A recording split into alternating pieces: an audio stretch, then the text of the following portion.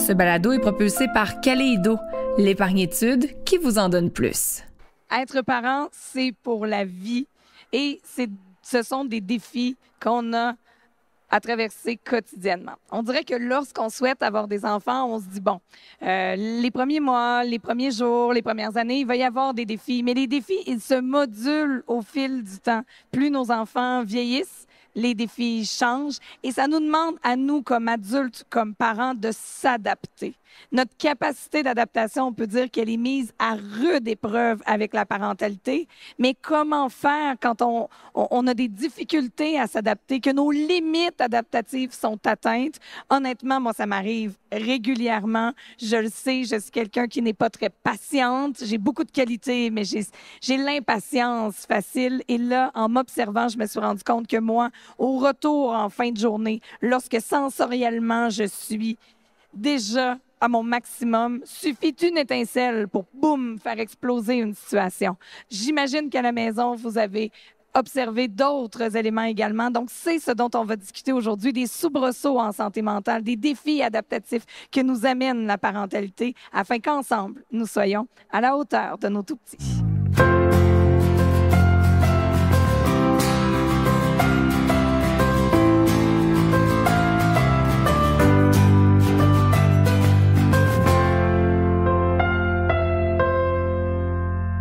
Bonjour mesdames, merci d'être là à cet enregistrement public du balado à la hauteur de nos tout-petits au Salon Marmaille et Famille ici à Terrebonne.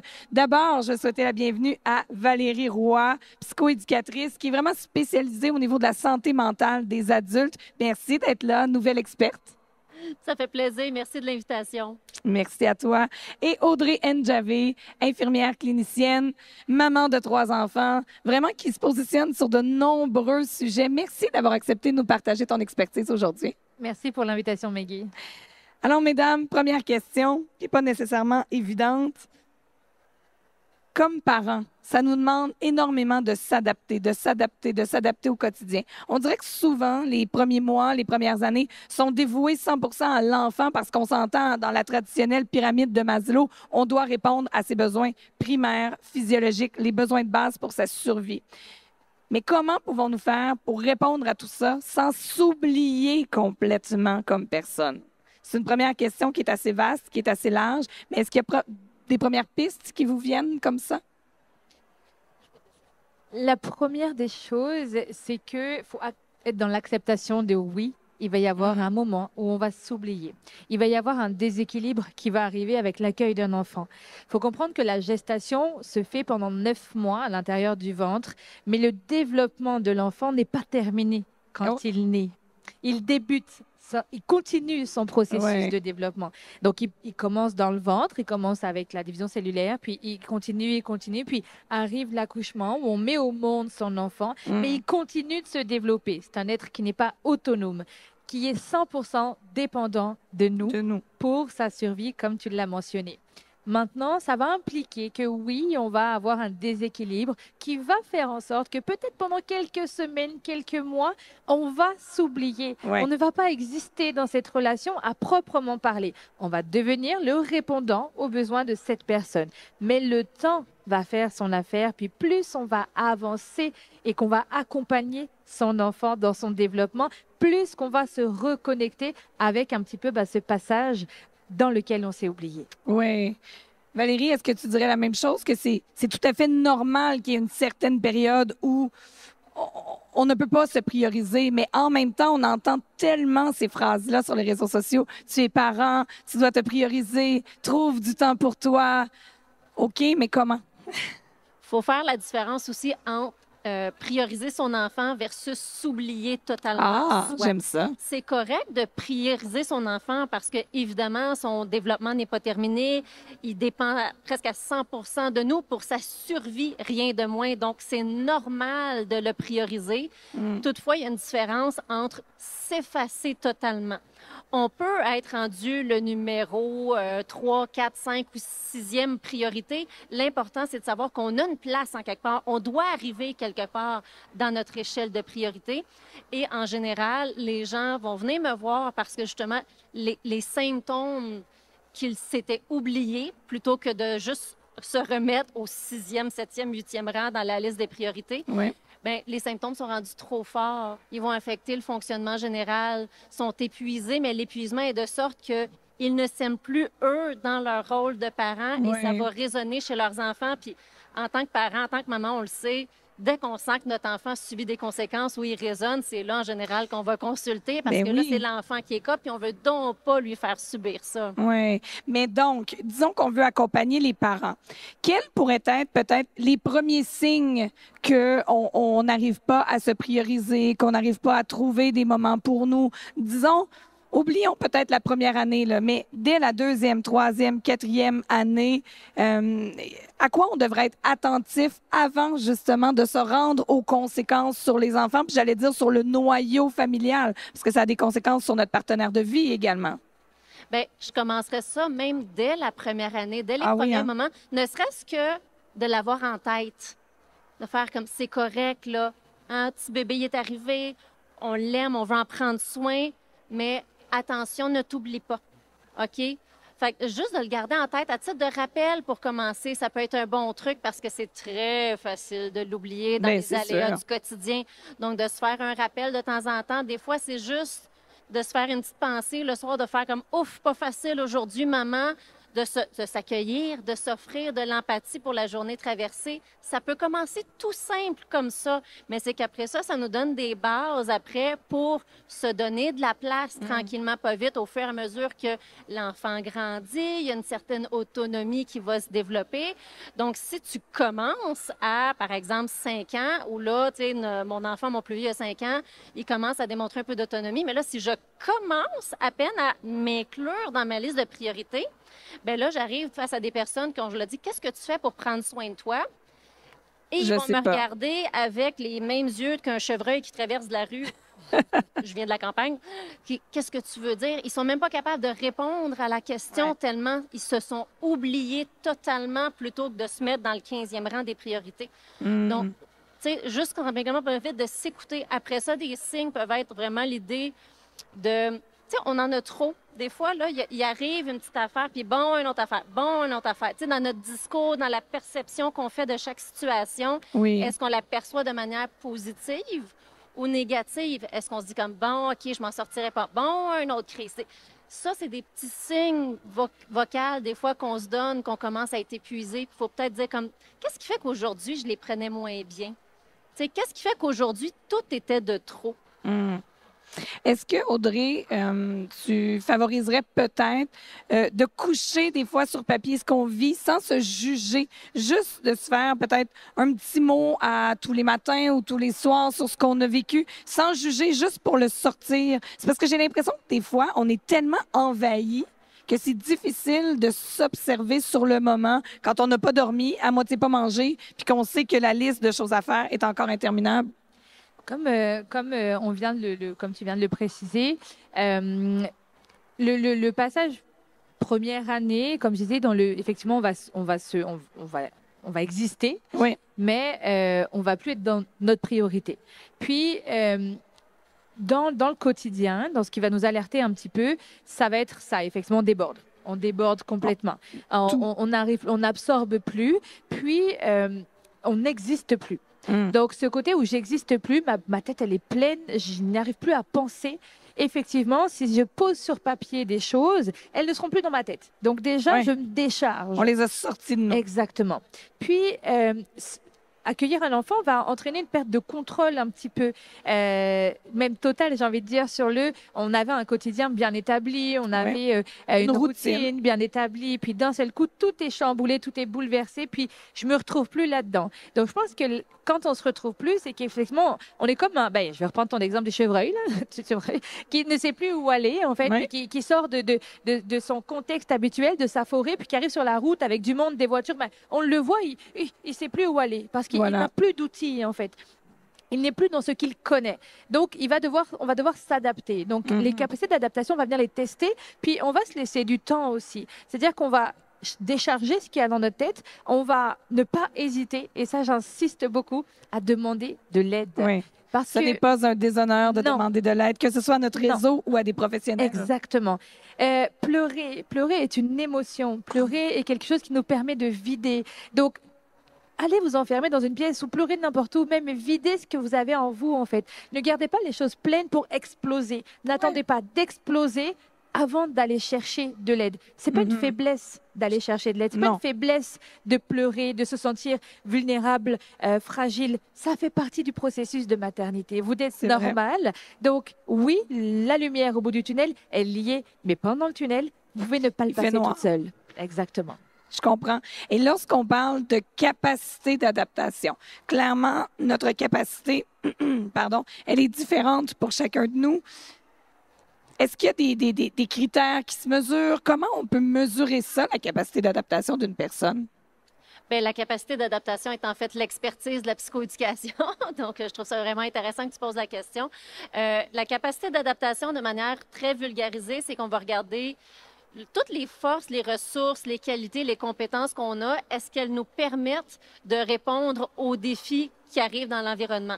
Donc, est-ce qu'on a des qualités, des forces qui nous permettent de bien répondre à tous les défis liés à la parentalité? Par exemple, j'observe, par exemple, des gens qui ont une grande force d'être très organisés, par exemple, au travail. Bien, cette force-là, elle est très, très, très utile, croyez-moi, dans la parentalité, au niveau vrai. de s'organiser, ne serait-ce qu'organiser le matériel qui entoure le bébé. Donc, Oui. ça, c'est une force.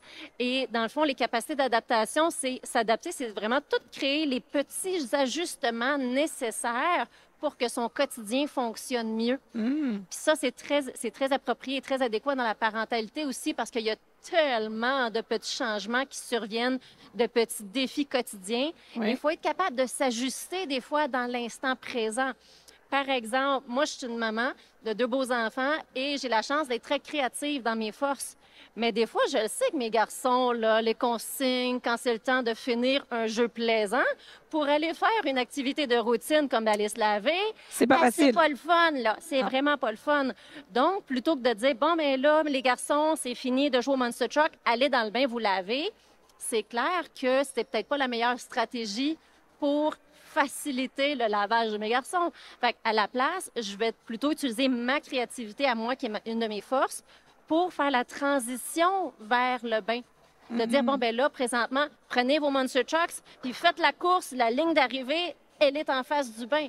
Fait que j'utilise ça, je vais juste transformer, ajuster un tout petit peu ma consigne pour les stimuler en utilisant une de mes forces à moi, par Je exemple. comprends. Et j'ai Sarah Hamel qui me revient en tête, qui me répète toujours à chaque fois que je lui parle, la créativité surpassera toujours l'autorité. Donc, des fois, juste d'être créatif, tu l'as dit, la consigne, au final, elle est la même. Mais d'y ajouter un petit peu de poudre de magie, un petit peu de créativité, et hop, tu sais. Je sentais, Audrey, que tu voulais peut-être ajouter. Ce que j'ajouterais, c'est que moi, on a des connaissances. On a des connaissances, c'est nos métiers. C'est comme presque instinctif dans notre quotidien d'apporter cette créativité, puis ces capacités d'adaptation, ça fait partie des compétences dont on a besoin pour être professionnel du social, de la santé, de l'enfance. Le grand public, le parent civil, qui lui n'a pas ces connaissances-là, part avec des tiroirs qui sont complètement vides, puis part avec des bagages, avec un point de départ avant d'être parent, qui peut-être n'est pas du tout rempli de quoi que ce soit. Il débarque dans la parentalité vidé, puis des fois même fragile, des fois détruit, des fois instable, puis peut-être des fois malade, avec une santé mentale qui est mise à mal. Et souvent, en fait, moi, c'est mon regard de clinicienne qui vient prendre ce 360 puis me dire, OK, papa, OK, maman, d'où on part? D'où on part? C'est quoi tes connaissances? Est-ce que tu sais comment fonctionne ton enfant? Puis, on va avoir un public qui est complètement aussi différent. On va avoir un impact culturel, un impact traditionnel, des impacts, des représentations, des ancrages qui font partie de nous qui nous sommes, en fait. Donc, souvent, partir d'où on part, ça permet à nous, en tant que professionnels, de s'adapter et de dire, OK, ce tiroir, il est vide, ben, on va le remplir de créativité. Ce tiroir-là, il est plein, ben, on va pas s'en occuper. Puis, comme tu disais, d'aller chercher les compétences de chacun, Oui. parce qu'on a tous des compétences. Mais on a tous des compétences, mais est-ce que c'est seulement moi ou lorsqu'on est épuisé, fatigué, c'est pas nécessairement là où on les voit, nos compétences. Donc, est-ce qu'on pourrait, comme astuce, se dire qu'une journée où ça va bien, par exemple, on prend le temps d'y réfléchir, de faire une liste de nos compétences ou de ce qu'on maîtrise bien, puis peut-être des parcelles de défis, d'observer si à la maison, je sais pas moi, c'est la routine des devoirs qui est toujours problématique. Clairement, il doit y avoir quelque chose au niveau de l'adaptation qu'on pourrait mettre en place. Est-ce que ça pourrait être une bonne stratégie de le faire un petit peu en amont avant que ça déborde? Oui, absolument. Quand ça va bien, en général, on a plus de cerveau pour réfléchir puis de voir, OK, quels ont été les facteurs en place aujourd'hui? Qu'est-ce qui fait que ça a bien marché aujourd'hui? Qu'est-ce qui était différent des autres fois d'avant, de hier, que c'était la crise? Bon, mais aujourd'hui, étrangement, j'ai une meilleure journée au travail. Je suis arrivée à la maison, puis ma face était contente d'être là. J'avais une belle journée. Puis ça, nos enfants, ils s'en rendent compte. Hein? C'est des petites éponges à émotions et des miroirs de nos comportements. Fait que quand on arrive à la maison puis on dit, oh, OK, là, ce soir, là, maman, elle est grincheuse parce qu'elle a une grosse journée de travail. C'est pas de ta faute. Mais là, j'ai besoin, je suis très, très fatiguée. Bien, les enfants vont raisonner, même si c'est dit. Alors, d'être capable de comprendre, OK, les journées où ça va mieux au travail, étrangement, ça va quand même mieux à la maison. Parce que c'est pas vrai que c'est des silos fermés, toutes nos sphères de vie. Ils vont impacter les unes sur les autres. Après ça, ça peut être de regarder, est-ce que je suis arrivée en retard, fait qu'on a fait les devoirs après le souper plutôt qu'avant ou vice-versa, puis c'était différent d'hier. Peut-être que finalement, il y a eu des ajustements qui ont été faits spontanément dans la journée, puis on s'est rendu compte que, hey, ça fonctionne. Oui, et j'aurais envie de parler du fameux, il y en a qui m'écrivent le clash parental, parce que notre capacité d'adaptation entre nous et notre partenaire, notre coparent, elle est foncièrement différente. On est deux humains différents. Quoi faire s'il y en a un des deux qui s'adapte comme sur des roulettes et l'autre, c'est difficile. À un moment donné, je trouve que ça devient un petit peu conflictuel et deux, ça peut créer parfois un certain fossé dans le couple, dans la relation de coparents. Je pense que le mot magique, c'est la communication. C'est une affaire d'équipe. On est une équipe, on est une team, puis on travaille ensemble pour l'équilibre familial. C'est ensemble qu'on travaille. C'est-à-dire que même les tips qu'on va donner, qui sont transmis aujourd'hui, on les porte pas tout seul. Il est possible de faire comme des réunions au travail et puis de dire, OK. Des conseils. Ben, c'est ça, on se voit le dimanche, puis le dimanche, on débriefe sur la semaine, puis telle journée, elle a mieux été, telle journée, elle a bien été. Plutôt, comment tu as fait aujourd'hui? Oh, ben, moi, j'ai mis ça en place, puis tu vois, avec moi, ça fonctionne bien. Ah, ben, moi, quand je fais ça, ça fonctionne pas. Ben, fais-le pas. Tu sais, vous n'êtes pas deux personnes identiques. Chacun ses forces, chacun ses faiblesses, puis trouver un équilibre entre les deux. Moi, je suis pas capable de jouer au Lego avec mes enfants. Je peux pas m'asseoir, puis j'ai pas d'imagination.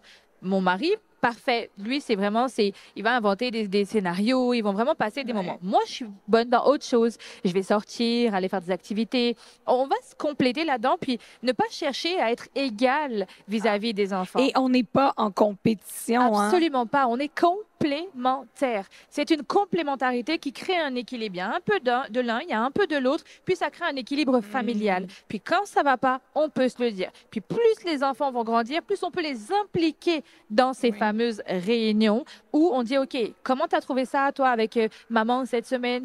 C'était quoi tes points forts de la semaine? C'était quoi tes points faibles? Mais familiaux, vraiment, pas extérieurs. Est-ce que, si on y va avec juste, pour commencer, les points forts, points faibles, on pourrait les impliquer dès 7 ans, 8 ans, peut-être? Même avant, j'ai envie de dire, avec des mots d'enfant, bien sûr, vers... Des choses courtes. Exactement, parce que à 3, 4, 5 ans, ils sont capables de dire, j'aime pas comment elle se fâche, ou quand le matin, tu me dis dépêche-toi pour aller à l'école. C'est comme, qu'est-ce que je peux faire pour prendre en considération le bien-être de mes enfants aussi? Parce qu'au final, le défi, c'est eux. C'est comme, je m'adapte pour eux, dans leur intérêt. Donc, je cherche leur collaboration, leur coopération, puis tout ça, ça va passer par la conciliation, vie de famille, de chaque entité de la famille. Donc, ils font partie de la famille. Donc, on ne les exclut pas de tout ce désir de bien-être et de sérénité familiale. Et j'imagine que ça va développer pour eux aussi un sentiment très positif d'avoir participer aux décisions familiales et peut-être ils auront des suggestions qu'on va mettre en place et là, ils vont se sentir bien de dire « Ah, c'était mon idée et ça a bien fonctionné ». Et Valérie, j'aimerais te faire rebondir quand on parlait des fois de la compétition. Hein, veux pas, il y en a qui peuvent avoir une capacité d'adaptation plus grande que d'autres. Qu'est-ce qu'on fait quand il s'installe un climat de frustration? Et lorsqu'on fait les fameux conseils familiaux dont Audrey parle et le ton monte et ça devient peut-être un petit peu plus des accusations que du partage d'informations, qu'est-ce qu'on peut faire? Bien, première chose, je dirais même avant, ne peut-être pas inclure les enfants tout de suite quand on est dans ce climat-là, parce que ça peut insécuriser les enfants. Si on sent qu'on a une perte de contrôle dans notre communication, parce que c'est correct que les enfants nous voient argumenter certains points, parce que eux autres, ça leur apprend à argumenter aussi. Mais quand on sent que papa et maman, le degré d'intensité est trop élevé, ça peut être insécurisant à observer. Fait que des fois, peut-être que les premiers caucus familiaux peuvent se faire juste papa-maman pour vraiment mettre une belle base et Oui. peut-être un peu crever l'abcès s'il y a. Donc, quand on sent que vraiment il y a une compétition qui s'est installée, c'est toujours délicat, hein? Mais tu sais, dans les généralités, il faut regarder comme un peu sur quoi on compétitionne, pourquoi on se bat, qu'est-ce qui accroche. Ouais. Est-ce que c'est qu'au final, on a plus l'impression que sa méthode à soi est meilleure que la sienne? Est-ce qu'on est vraiment totalement en désaccord avec les approches parentaux? Donc, ça, il faut en parler puis se discuter. Bien, effectivement, pourquoi toi, tu agis comme ça? Quelle est ton intention derrière? Parce que des fois, nous, on le regarde avec du recul puis on se dit, ben mon Dieu, il veut juste comme le remettre à sa place puis il veut Ouais. juste le chicaner. On y prête des intentions, mais on n'est pas dans sa tête. C'est vrai. Alors que des fois, juste d'aller valider qu'est-ce qui s'est passé chez toi à ce moment-là. Aide-moi à comprendre, t'étais quoi dans ta tête? Parce que moi, de l'extérieur, ça ressemblait à ça, puis Ouais. c'était pas beau. Et peut-être pas de perdre de vue que, justement, l'objectif, c'est l'harmonie familiale C'est ça. pour tout le monde. On n'est pas dans la Exactement. guerre. Exactement. Puis c'est correct d'avoir des méthodes différentes pour autant qu'à partir du moment où on est capable de comprendre pourquoi l'autre agit d'une certaine façon, est-ce que ça passe pour nous? Parce que ça se peut que des fois, on ait des limites absolues à ne pas franchir en tant que parent, Ouais. comme par exemple des conséquences physiques. Hein, Oui. tu sais, il peut y avoir des limites, mais encore aujourd'hui, j'en entends parler. Donc, c'est d'expliquer, OK, toi, tu as besoin, par exemple, d'appliquer le cadre parental, puis dans ta tête, à toi, c'est par la fessée. OK, mais on peut-tu répondre à ton besoin derrière, qui est d'appliquer le cadre parental pour que ton enfant puisse bien réagir, savoir qu'est-ce qui est bien et qu'est-ce qui est mal, mais dans la méthode... Ouais. Dans la méthode, c'est non, mais je suis totalement derrière toi que c'est important que nos enfants aient un cadre sécurisant et clair, parce que sinon, ça peut mener le chaos. Ça, Fait c'est sûr. d'aller faire ce travail-là, des fois, ça peut venir aider à pas essayer de jouer aux devinettes. Puis en général, nos devinettes sont rarement positives. là. Et sont rarement bonnes aussi, hein, parce que ce qu'on s'imagine, ce qui se passe pour vrai, c'est vraiment différent. Puis si on vit ce clivage-là, peut-être entre les deux coparents, on l'a dit dans d'autres épisodes, mais ne pas hésiter à demander de l'aide. Absolument. Parce que des fois, d'avoir une personne neutre, d'avoir un professionnel qui est capable de remettre une base de sécurité pour que les deux coparents puissent s'exprimer ce qu'ils vivent, faire comprendre justement le besoin derrière la méthode, ça peut sûrement nous aider à s'adapter. Et en terminant, j'aimerais vous amener sur un terme que j'ai essayé de comprendre, de mettre en place depuis, ma foi, des années. Et j'ai encore énormément de difficultés. Je le vois passer pratiquement à tous les jours sur diverses formes de publications sur les réseaux sociaux. Le fameux lâcher prise. Hein, on parle de capacité d'adaptation, d'apprendre à lâcher prise, qu'on est submergé peut-être parce que parfois on veut contrôler la situation de façon tellement hermétique que c'est ce qui nous submerge. Mais attention, elle est où la différence entre lâcher prise, parce qu'effectivement, des fois, on s'attarde sur des détails qui peuvent être superflus, et à un moment donné, une espèce de désengagement parental de « Ah, ben moi, je lâche prise ». Je trouve que la ligne est mince. La parentalité est certainement l'exercice de développement personnel le plus intense. Celui qui va nous obliger à déconstruire, à déconditionner certaines choses. Il ne faut pas oublier qu'on part d'un point A. On part avec encore une fois, des bagages personnels, avec des fois une parentalité qu'on a subie de la part de nos parents. Qui ont fait de leur mieux. Exactement. C'est-à-dire qu'il n'est pas question de juger ce qu'on a reçu, mais de le questionner. Qu'est-ce que ça a entraîné chez moi? Parce que vouloir contrôler tout n'est pas anodin. Non. D'accord? C'est pas quelque chose qui vient naturellement, ce besoin de tout contrôler. Il vient de choses qui se sont implantées en nous dans notre propre enfance, en fait. C'est-à-dire que l'enfant intérieur que nous sommes se réveille très souvent quand on accueille un enfant. Et Et des fois, il est en crise. exactement. Il a besoin d'être sécurisé. Il a besoin d'aide, cet enfant intérieur-là. Puis, avant d'aller aider le parent que vous êtes, aider l'enfant intérieur que vous êtes. Et c'est là le plus difficile, en fait. C'est de se dire que ce que je suis en train de faire, ce que j'essaye de faire, c'est ce contrôle que je vais avoir de la situation, alors qu'il y a une partie, effectivement, où je ne vais pas contrôler les choses, vient peut-être de mes propres ancrages à moi, de mes propres choses qui n'allaient pas bien, puis ça se réveille maintenant. Donc, avant d'aller travailler sur ton enfant, travaille sur toi d'abord. Et le lâcher-prise est simplement la conséquence et le résultat de ce travail que tu vas faire. C'est ça, donc on peut pas atteindre ce lâcher-prise-là. Malheureusement, il ne s'achète pas non plus sur Internet. J'ai déjà vérifié.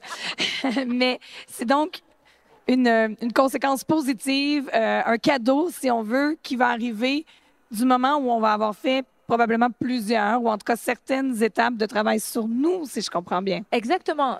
Plus tu vas te connaître et être aligné avec qui tu es, avec les valeurs que tu as, avec ce que tu as envie de transmettre à ton enfant, plus tu vas te connaître et avoir la maîtrise finalement de tes propres émotions, des propres choses que toi tu vis en tant que parent, ben, le lâcher-prise va arriver tout naturellement. Ce sera la suite de tout ce que tu auras entamé. En fait, ce voyage intérieur, il t'est proposé quand tu deviens parent. Oui.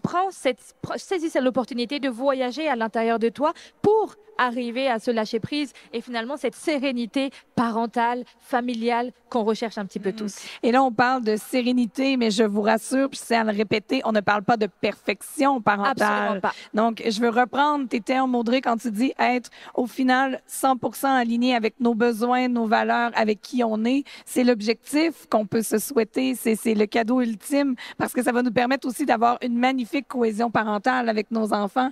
Et aimerais-tu rebondir, Valérie, sur la différence entre justement ce lâcher-prise qu'on comprend qui vient d'un travail d'introspection versus un certain désengagement parental de dire, regarde, j'en peux plus, il arrivera ce qui arrivera, là, moi, je décroche. Je travaille souvent le lâcher-prise avec mes clients, que ce soit pour la parentalité, mais même pour le travail. Pour moi, le lâcher-prise est un processus actif. Quand un client m'arrive et dit, là, Valérie, il faut que tu m'aides, il faut que je lâche prise. OK, pourquoi? Si tu as à lâcher prise, il faut que tu sois sûr. Donc, ça veut dire qu'il faut que tu te questionnes pourquoi cette chose-là, puis pas l'autre d'à côté. Pourquoi ce comportement-là de ton enfant? Pourquoi cette règle-là, mais pas l'autre? Questionne-toi sur pourquoi tu dois lâcher prise. Quels sont tes avantages aussi? Qu'est-ce que ça va t'amener versus les coûts? Comme par exemple, j'aime bien dire, OK, tu veux permettre, par exemple, chez nous, une consigne, le bruit, j'ai beaucoup de difficultés avec le bruit, mais je tolère le mouvement. Donc, chez nous, dans ma maison, ça court. Mais quand tu es sûr que tu lâches prise sur la course, ça veut dire que tu autorises le comportement à se reproduire, parfois tous les jours, parfois plusieurs fois par jour, sur plusieurs mois, plusieurs années. Fait qu'il faut que tu le voies dans ta tête. Si je lâche prise là-dessus, ça veut dire que je dois accepter la reproduction de ce comportement-là. Ouais. Est-ce que ça me va? Pour moi, c'était ça. Mes enfants ils ont besoin de dépenser leur énergie. Des fois, ça sort en son, des fois, ça sort en mouvement. Bien, j'ai décidé de lâcher prise sur la course parce que pour moi, je suis plus facilement irritée par le bruit. OK, j'aime ça. Si tu veux faire du bruit, ben l'ajustement, l'adaptation, c'est on va le faire dehors. Mais parce oui. que pour moi, le dehors, le son résonne moins. Donc, j'ai lâché prise sur le bruit dehors. Mais j'accepte que ça va se reproduire à tous les jours et plusieurs fois par jour. Ah oui, parce qu'une fois qu'ils ont compris, ils ont compris, hein? Exactement. Mais si je lâche prise, par exemple, sur le bain ou le brossage de dents, parce que c'est un combat de faire brosser les dents, mais ça a un coût. Oui. Non. Là, c'est plutôt un désinvestissement parce que le coût est une bonne santé buccale. C'est des caries, c'est des broches. Non. Fait on n'a pas le choix de se dire il y a des choses que je dois tenir mordicus. Oui. Parce que le coût de lâcher prise est trop élevé. Mais en même temps, il y a des choses où on se dit c'est si grave que ça, si ça se reproduit. C'est si grave que ça que de temps en temps, mes enfants se chamaillent sur mon lit qui était fait. C'est pas si grave que ça. Ouais. Donc, j'accepte que ça se reproduise plusieurs fois par jour parce que je veux même investir mon temps sur des choses qui sont plus collées à mes valeurs, qui sont plus prioritaires pour leur santé et ma santé à moi. OK, c'est correct. Je peux désormais lâcher prise sur la course ou l'attiraillage sur mon lit. C'est un processus actif. actif. Actif. J'aime beaucoup ça, puis je trouve que ça vient de faire une magnifique conclusion, mesdames, à cet épisode en disant la parentalité, c'est la meilleure opportunité de voyage intérieur qui nous sera offerte de toute notre vie. Saisissons-la pour se questionner sur qui on est, nos valeurs, nos besoins, et ensuite, de façon active, une fois qu'on aura déterminé tout ça pour nous-mêmes, avec notre coparent aussi, je pense que c'est un travail que chacun doit faire individuellement, et ensuite de le mettre en commun pour voir qu'est-ce que nous allons pouvoir donc choisir pour notre famille comme valeur. Ensuite, donc, procéder au lâcher-prise actif de se dire, OK, avec ce qu'on a établi, sur quoi on lâche prise, on est prêt à accepter les conséquences si ça se reproduit. Et qu'est-ce qui, pour nous, et on y tient mordicus, voilà, donc ce sera notre cadre familial sécurisant. Et ensuite, on pourra le partager à nos enfants qui, eux, vont savoir les limites dans lesquelles ils peuvent naviguer, puis ils vont se sentir en sécurité. Merci infiniment, mesdames. Alors, Valérie Roy, psychoéducatrice spécialisée en santé mentale adulte. Audrey Ndjavik, infirmière clinicienne, merci beaucoup. Merci d'avoir été là. Merci de nous suivre avec autant d'assiduité semaine en semaine. Ce balado est rendu possible grâce à la participation de Caléido. Je les remercie infiniment. Le régime enregistré d'épargnitude qui en fait toujours plus. Je m'appelle Maggie Bélanger. Merci d'avoir été là afin qu'ensemble, nous soyons à la hauteur de nos tout-petits. Bye bye.